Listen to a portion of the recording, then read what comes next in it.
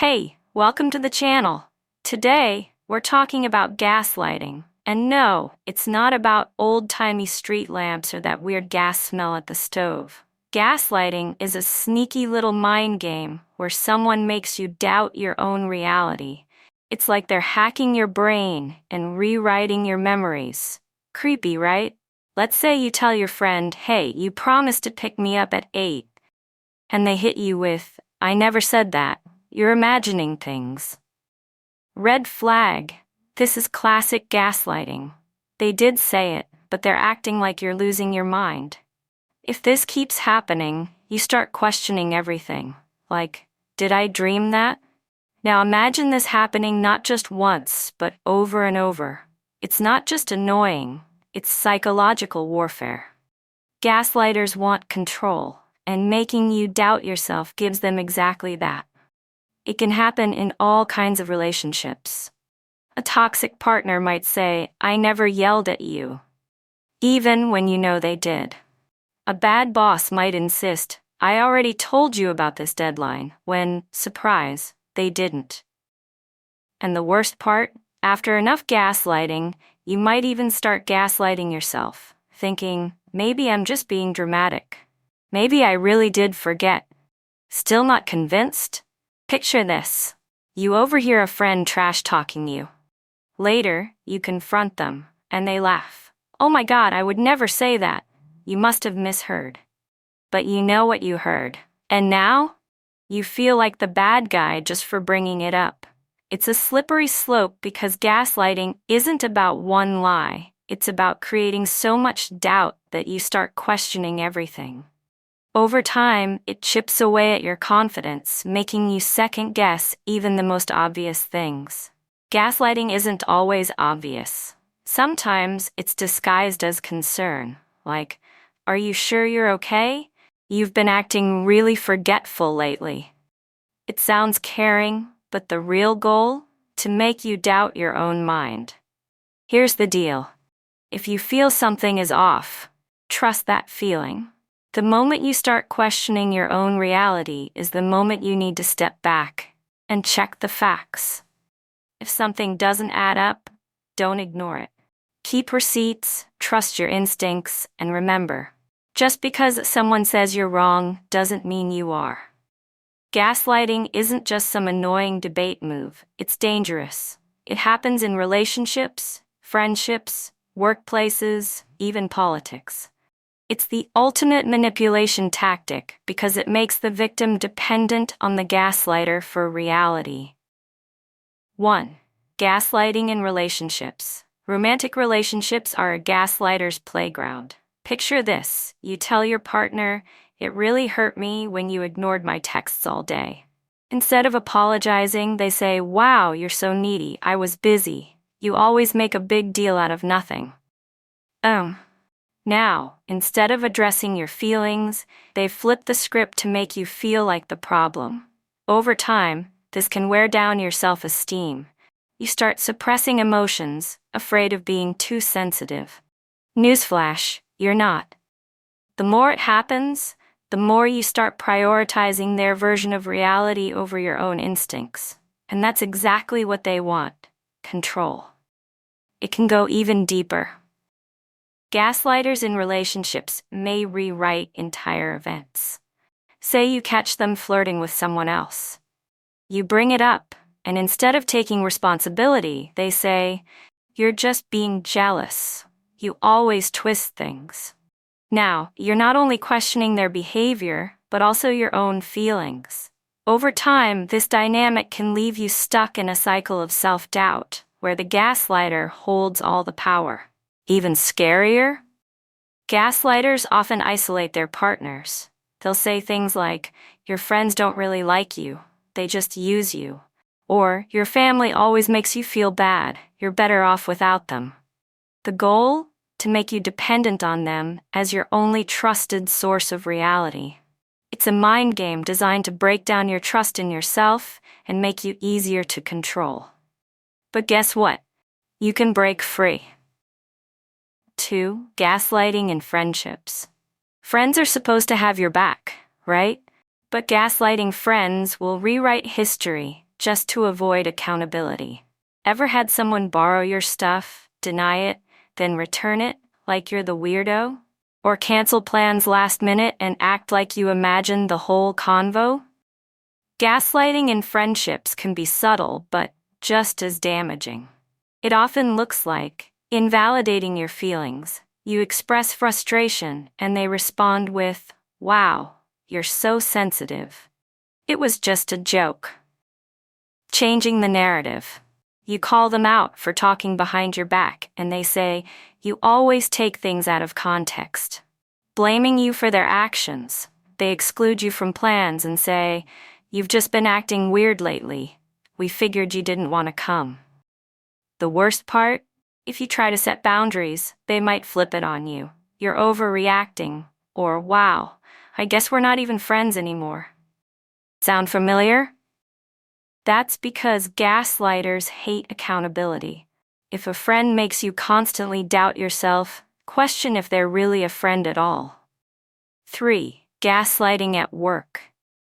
Ever had a boss who gave you instructions, then later claimed they never said that? Or a coworker who made a mistake but convinced you that it was your fault? That's workplace gaslighting. Gaslighting at work can look like moving the goalposts. You finish a task exactly as asked, but suddenly your manager says, "No, that's not what I meant at all."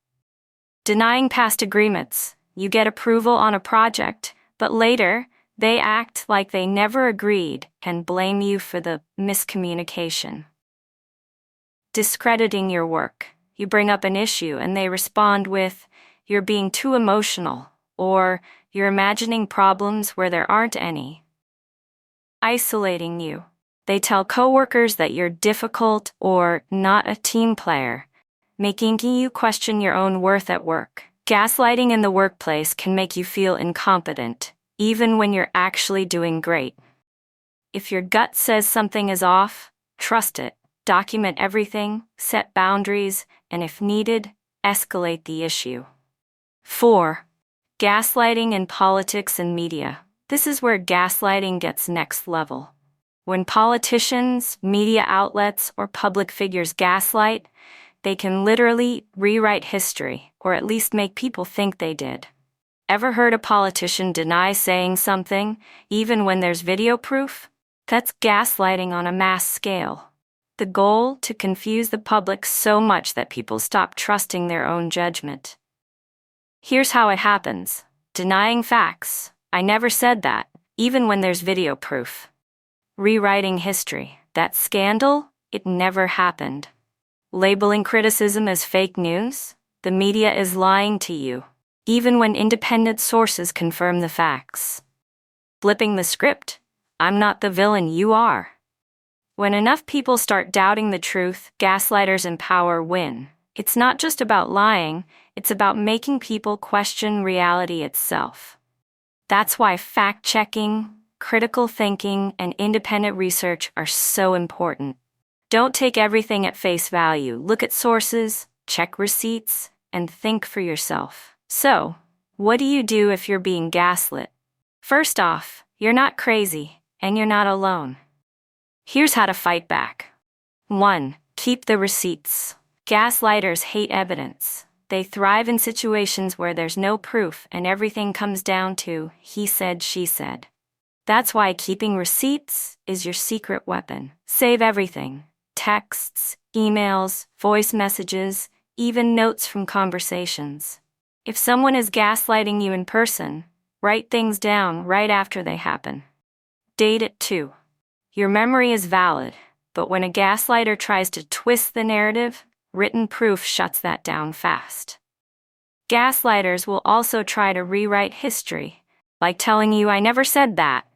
That's when you casually pull up the proof and watch their confidence crumble. And if you ever need to confront a gaslighter, keep it simple. No long debates, just present the facts. They'll either double down or backpedal, but at least you will know the truth. Number 2, trust your gut. If something feels off, it probably is. You don't need a detailed explanation to know when someone's messing with you. 3. Set boundaries. You don't have to play their game. If someone constantly gaslights you, it's time to put up some walls. Boundaries are your defense against emotional manipulation. Start by limiting how much time and energy you invest in that person. You don't have to argue with them or prove yourself. Sometimes, the best response is a simple, "I'm not engaging in this conversation." If the gaslighter is someone you can't avoid, like a boss or family member, keep interactions as neutral and brief as possible. Don't give them extra ammo. Most importantly, reinforce your boundaries. If they try to push past them, stand firm. You deserve to be treated with honesty and respect. 4. Reality check with others. Gaslighters thrive in isolation. The more they cut you off from reality checks, the easier it is to manipulate you. That's why talking to others is so important. If you're unsure about a situation, run it by someone you trust. Ask, "Hey, do you remember this the way I do?" If multiple people confirm what you already knew, boom, that's your answer. You weren't imagining things. And if the gaslighter tries to convince you that everyone else is wrong, huge red flag. This is a classic tactic to make you distrust anyone who could expose their lies. Having a trusted support system helps break the illusion the gaslighter is trying to create. The truth doesn't exist in isolation. If something feels off, getting a second or third opinion can ground you in reality. 5. Seek support. Gaslighting is designed to make you feel alone, like you're the only one experiencing it. That's why finding support is so crucial. Talk to a friend, therapist, or even an online support group. Sometimes just hearing someone say, "You're not crazy, that really happened," can break the gaslighter's spell. And if one person doesn't believe you, keep looking. Not everyone understands gaslighting, and some people might brush it off. But there are people who will listen and validate your experience. If the gaslighting is extreme, like in an abusive relationship or toxic workplace, you might need professional help. Therapists and counselors can help you untangle the lies from reality and rebuild your confidence. Most importantly, don't let shame stop you from seeking help. Gaslighters want you to stay silent. Speaking up and reaching out takes away their power. Gaslighting is powerful, but you are stronger. By recognizing it, setting boundaries, and trusting yourself, you take back control. Recovering from gaslighting takes time. Be patient with yourself. Healing isn't about proving anything to anyone. It's about reclaiming your confidence and learning to trust yourself again. Remember, gaslighters want to keep you confused and silent. The best way to fight back? Speak up, stay informed, and surround yourself with people who validate you. And hey, if this video helped, hit like, subscribe, and drop a comment. Let's expose gaslighting together. If you liked this video, you'll definitely want to check out my video on toxic positivity, why good vibes only is bad for you. Trust me, it's a game changer.